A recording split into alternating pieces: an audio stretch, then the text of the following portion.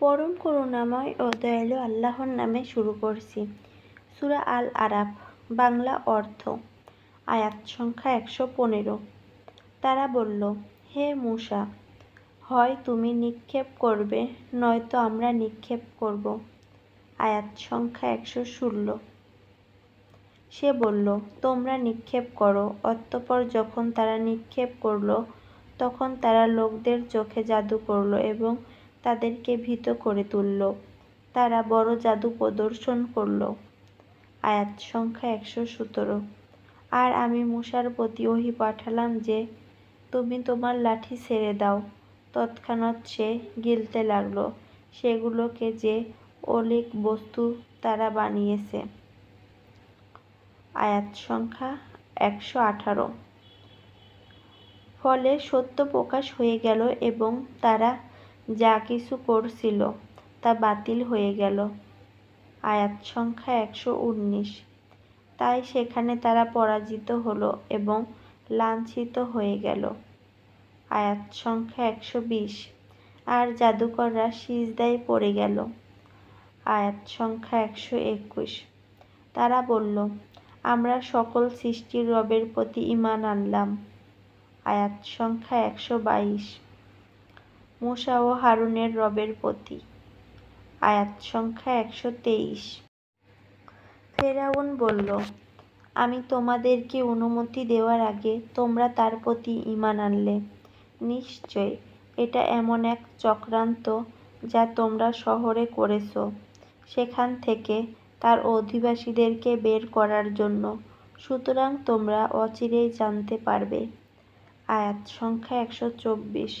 আমি অবশ্যই তোমাদের হাত ও পা বিপরীত দিক থেকে কেটে দেব।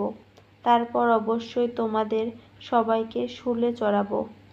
আয়াত সংখ্যা ১২৫। তারা বলল, নিশ্চয় আমরা আমাদের রবের কাছে প্রত্যাবর্তন করব। আয়াত সংখ্যা ১২৬। আর তুমি আমাদের থেকে প্রতিশোধ গ্রহণ করছ শুধু এ কারণে যে আমরা আমাদের রবের আয়াতসমূহের প্রতি ঈমান এনেছি যখন তা আমাদের কাছে এসেছে। হে আমাদের রব, আমাদেরকে পরিপূর্ণ ধৈর্য দান করুন এবং মুসলিম হিসেবে আমাদেরকে মৃত্যু দান করুন। আয়াত সংখ্যা ১২৭। আর ফেরাউনের কওমের সভাসদগণ বলল, আপনি কি মূসা ও তার কওমকে ছেড়ে দেবেন যাতে তারা জমিনে ফাসাদ করে এবং আপনাকে ও আপনার উপাস্যগুলোকে বর্জন করে? সে বলল, আমরা অতি সত্বর তাদের ছেলেদেরকে হত্যা করব আর মেয়েদেরকে জীবিত রাখব, আর নিশ্চয় আমরা তাদের ওপর ক্ষমতাবান। আয়াত সংখ্যা ১২৮। মূসা তার কওমকে বলল, আল্লাহর কাছে সাহায্য চাও এবং ধৈর্য ধারণ করো। নিশ্চয় জমিন আল্লাহর, তার বান্দাদের মধ্যে যাকে তিনি চান তাকে তার উত্তরাধিকারী বানিয়ে দেন, আর পরিণাম মুত্তাকীদের জন্য। আয়াত সংখ্যা ১১৯। তারা বলল, তুমি আমাদের কাছে আসার পূর্বে আমাদেরকে কষ্ট দেওয়া হয়েছে এবং তুমি আমাদের কাছে আসার পরেও। সে বলল, আশা করা যায় তোমাদের রব তোমাদের শত্রুকে ধ্বংস করবে এবং জমিনে তোমাদেরকে স্থলাভিষিক্ত করবেন। অতঃপর তিনি দেখবেন তোমরা কিভাবে আমল করো। আয়াত সংখ্যা ১৩০।